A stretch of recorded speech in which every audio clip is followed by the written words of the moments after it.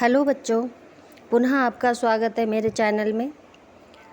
चलिए पढ़ते हैं श्रद्धा मनु के आगे का पद्यांश। प्रकृति के यौवन का श्रृंगार, करेंगे कभी न बासी फूल। मिलेंगे वे जाकर अतिशीघ्र, आह उत्सुक है जिनको धूल। एक तुम ये विस्तृत भूखंड, प्रकृति वैभव से भरा अमंद। कर्म का भोग, भोग का कर्म, यही जड़ चेतन का आनंद। अकेले तुम कैसे असहाय, ये जन कर सकते तुच्छ विचार। तपस्वी आकर्षण से हीन, कर सके नहीं आत्म विस्तार।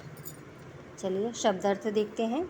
बासी माने मुरझाए हुए, उत्सुक माने अधीर, अमंद माने तेज या परिश्रमी। प्रस्तुत पंक्तियों में प्रसाद ने श्रद्धा के द्वारा मनु के निराश मन को प्रेरणा दी है और उनमें मनु में आशा का संचार करने का प्रयास भी किया है।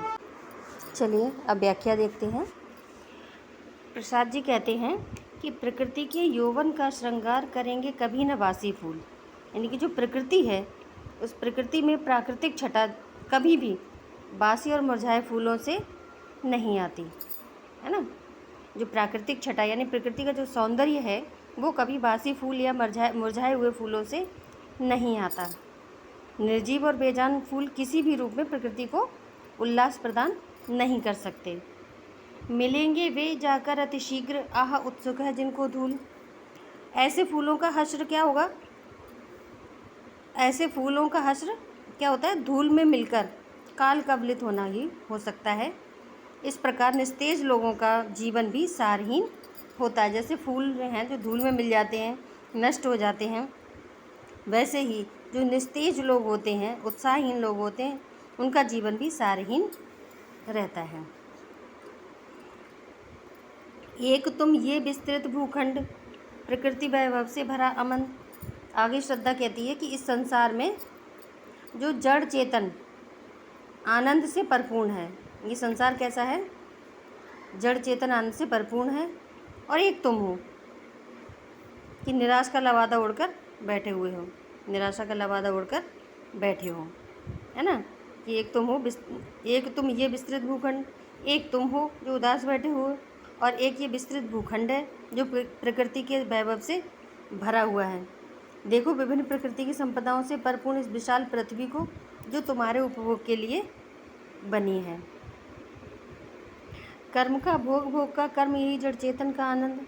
तुम अपने कर्म और कठोर परिश्रम से इस पृथ्वी का उपयोग करो, इस प्रकृति का, संपूर्ण प्रकृति का उपभोग कर सकते हो और अपने पूर्व जन्मों से संचित पुण्य कर्मों के परिणाम स्वरूप इस धरती पर उपस्थित मतलब जितनी भी प्राकृतिक वैभव है उनका उपभोग कर सकते हो। और आगामी जीवन के लिए यानी आगामी जीवन, आगे आने वाले जीवन में भी जो आप उपभोग करना चाहते हो, तो इसके लिए जीवन में सद्कर्म का संचय करो। ठीक है, संचय का सत्कर्मों का संचय करते रहो। और हमारी जो पुण्य भारतीय संस्कृति है, इसका यही संदेश है कि फल की चिंता मत करो, कर्म किए जाओ, है ना। निरंतर कर्म करते रहो, फल की चिंता मत करो। अकेले तुम कैसे असहाय, ये जन कर सकते तुच्छ विचार। तपस्वी आकर्षण से हीन, कर सके नहीं आत्मविस्तार। आगे कहते हैं कि तुम इस संसार में अकेले और असहाय हो। तुम ये कहते हो कि मैं इस संसार में अकेला और असहाय हूँ, फिर तुम अकेले ये भूत यज्ञ कैसे कर सकते हो? क्योंकि जो भारतीय संस्कृति है उसके अनुसार तो प्रत्येक गृहस्थ को प्रतिदिन 5 यज्ञ करना अनिवार्य होते हैं, है ना। और कोई भी यज्ञ अकेले नहीं होता है, बल्कि पति पत्नी दोनों मिलकर ही यज्ञ करते हैं। तो तुम कैसे कर सकते हो ये? तपस्वी आकर्षण से हीन, कर सके नहीं आत्मविस्तार। तुम अपने आप तक सीमित हो, तुम पर केंद्रित नहीं हो। तुम क्या हो? तुमने अपने आप को आत्म केंद्रित ही बनाए रखा है ना। तुम अभी तक स्वयं को आत्म केंद्रित ही बनाए रखे हुए हो, जबकि इस जीवन की सार्थकता क्या है? आत्मा को भूलकर पर केंद्रित करने की है। यानी कि श्रद्धा ये कहना चाहती है, तुम केवल आत्म कल्याण के लिए जीवन से व्रत होकर ये तपस्वी जीवन तुमने चुना है, जबकि व्यक्ति को पर कल्याण के लिए अपने जीवन को समर्पित करना चाहिए। उसी में उसका वास्तविक आत्मकल्याण निहित है। चलिए एक बार फिर से व्याख्या देखते हैं। प्रसाद जी कहते हैं कि प्रकृति में प्राकृतिक छटा कभी भी बासी और मुरझाए हुए फूलों से नहीं आती। जीवन मतलब निर्जीव और बेजान जो फूल होते हैं वो प्रकृति के सौंदर्य को नहीं बढ़ा सकते। ऐसे ही ऐसे फूलों का हश्र क्या होता है, वो धूल में मिलकर काल कलवित हो जाते हैं, यानी कि धूल में मिलकर वो नष्ट हो जाते हैं। इसी प्रकार जो निस्तेज लोग होते हैं, जो उत्साहहीन लोग होते हैं, वो उनका जीवन कैसा होता है, सारहीन, कोई मतलब ही नहीं होता, कोई सार ही नहीं होता उनके जीवन का। आगे कहती है श्रद्धा कि इस संसार में सभी जड़ चेतन आनंद से परिपूर्ण हैं, है ना। और एक तुम हो कि निराशा का लबादा उड़कर बैठे हुए हो। देखो विभिन्न प्राकृतिक संपदाओं से परिपूर्ण ये विशाल पृथ्वी तुम्हारे उपभोग के लिए ही तो है। तुम अपने कर्म और कठोर परिश्रम के द्वारा इस संपूर्ण पृथ्वी का उपभोग कर सकते हो।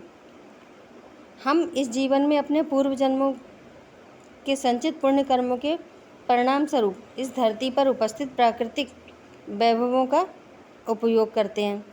यानी कि जो हमारे पुण्य जन्मों के कर्म हैं उनके द्वारा ही इस संसार में हम प्राकृतिक सुख सुविधाओं का उपयोग करते हैं और आगामी जन्मों के उपभोग के लिए इस जीवन में सत्कर्मों का संचय करते हैं। हमारी पुण्य भारतीय संस्कृति का संदेश भी यही है कि फल की चिंता किए बिना ही मनुष्य को निरंतर सत्कर्म में रहना चाहिए। ये प्रकृति भी यही सब कर रही है, प्रकृति भी यही सब करती है। तभी तो जड़ वृक्ष भी चेतन मनुष्य की भांति बिना किसी स्वार्थ के फलते फूलते हुए आनंद का अनुभव करते हैं। यही तो जड़ प्रकृति का चेतन आनंद है। आगे श्रद्धा कहती है कि तुम कहते हो कि मैं इस संसार में अकेला और असहाय हूँ, फिर तुम अकेले ये भूतेज कैसे कर सकते हो? क्योंकि भारतीय संस्कृति के अनुसार प्रत्येक गृहस्थ को प्रतिदिन 5 यज्ञ करना अनिवार्य होता है। यज्ञ अकेले नहीं किया जाता, बल्कि पति पत्नी दोनों मिलकर ही यज्ञ कर सकते हैं।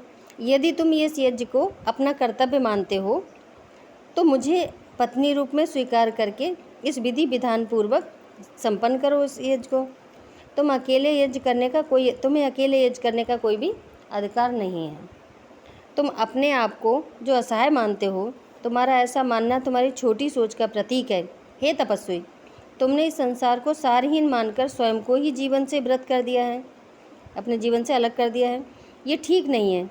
इसका अर्थ ये है कि तुमने अपनी आत्मा का विस्तार नहीं किया है, अर्थात तुम अभी तक स्वयं को आत्म केंद्रित ही बनाए हुए हो, जबकि इस जीवन की सार्थकता आत्मा को भूलकर पर केंद्रित करने की है। श्रद्धा के कहने का आशय ये है कि तुम केवल आत्म कल्याण के लिए जीवन से व्रत होकर ये तपस्वी जीवन जो तुमने चुना है, जबकि व्यक्ति पर कल्याण के लिए अपने जीवन को समर्पित करता है, उसी में उसका वास्तविक आत्मकल्याण निहित है। चलिए बच्चों, काव्य सौंदर्य देखते हैं। काव्य सौंदर्य में कहते हैं कि निराशा व्यक्तियों को वासी फूल से तुलना करते हुए उन्हें उल्लास में बने रहने का प्रभावकारी संदेश दिया गया है ना। प्रकृति या समाज का रूप निरंतर बदलता रहना चाहिए। पुरानी व्यवस्था या पुराने रूप को त्याग कर प्रकृति प्रतिपल नया रूप धारण करती रहती है। तो इसे कवि ने नवीन फूलों से श्रृंगार करने और एवं बासी फूलों को काल रूपी धूल में मिल जाने की बड़ी सुंदर उपमा दी है। ठीक है, मानव जीवन के सार तत्व को निरूपित करने में कवि को पूर्ण सफलता प्राप्त हुई। कवि ने भारतीय धर्म और संस्कृति के आलोक में ही जीवन को परिभाषित किया है। भाषा खड़ी बोली, शैली प्रबंधात्मक, रस शांत, छंद 16 मात्राओं का श्रृंगार, गुण प्रसाद, शब्द शक्ति, लक्षणा, अलंकार, उपमा, उत्प्रेक्षा एवं रूपक। आशा है बच्चों आपको ये पद्यांश अच्छा लगा होगा। तो प्लीज़ हमारे चैनल को सब्सक्राइब कीजिए, लाइक कीजिए एंड शेयर कीजिए। धन्यवाद।